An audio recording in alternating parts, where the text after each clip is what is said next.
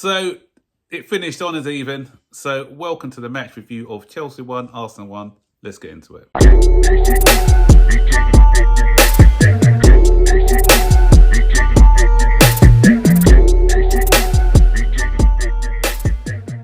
So a draw, probably the fairest result, I'd say. Neither team did enough to win the game, and so it ended on as even. And I thought it was a great tactical battle. I coined this game the battle of the two Pep Guardiola apprentices in my match preview.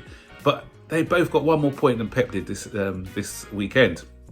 If truth be told, I thought Maresca really set up the side really well defensively. Arsenal found it difficult to play against us. We had our two fullbacks were brilliant defensively, and they didn't really give the wingers a sniff until the second half. In the first half, we defended them quite well. But once again, it's details, fine details, which cost us probably the victory.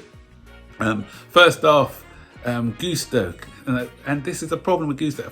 Don't get me wrong, defensively he was good, but when he's the one who gets into a lot of our goal scoring positions offensively, and again he just needs to work on that finishing, that header. Come on, that was easier to score. He closed his eyes, and it was a coward's header for me, because he sort of closed his eyes, hope for the best.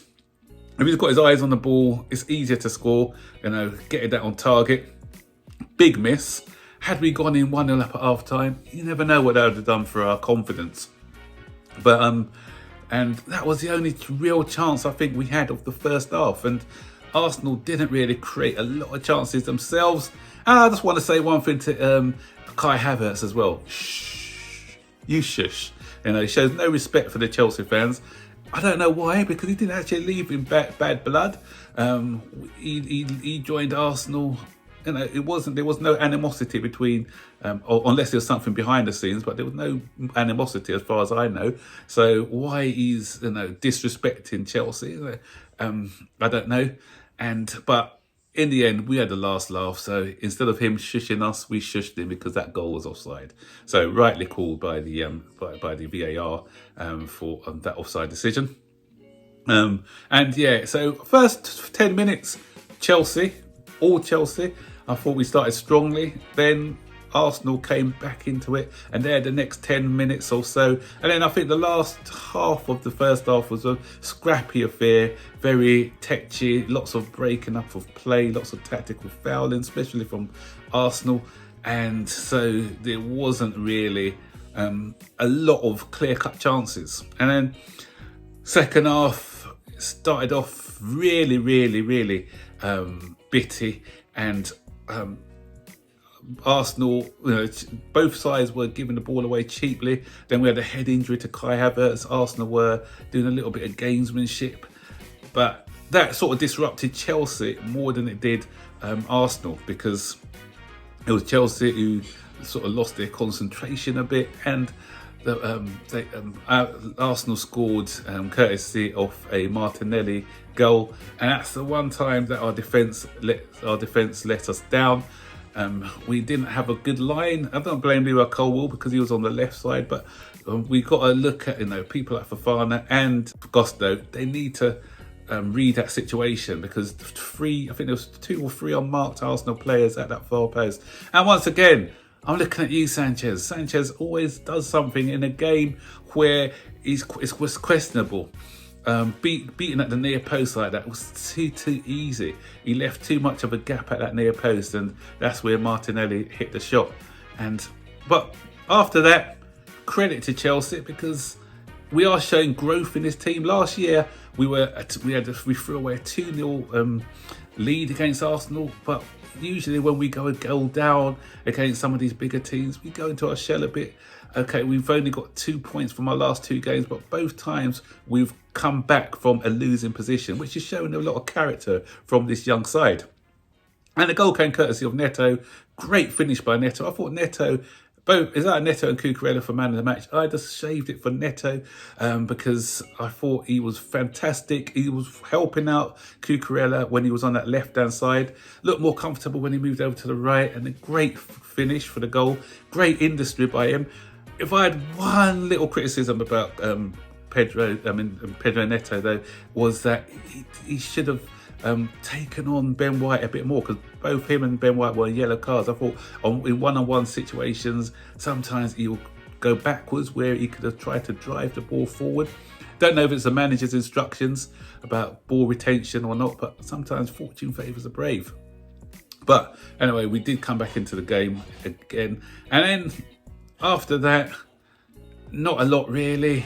But Arsenal could have scored right at the end, which would have been, I think it may have been offside though, if I'm not mistaken, if VAR looked at the cross. But had that goal gone in, that would have been a sucker blow for us, and it would have dented our confidence. I'm glad that didn't go in, because I think it was offside, but it wasn't offside, and that had gone in. That would have been such a psychological blow for the team.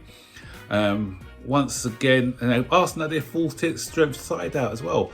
Odegaard and Rice both played, and so they had no excuses in this game. I know Rice went off maybe as a precaution a bit later on. Saka went off towards the end, but apart from that, they had their full strength side. And it was Odegaard's pass actually to Martinelli for that opening goal.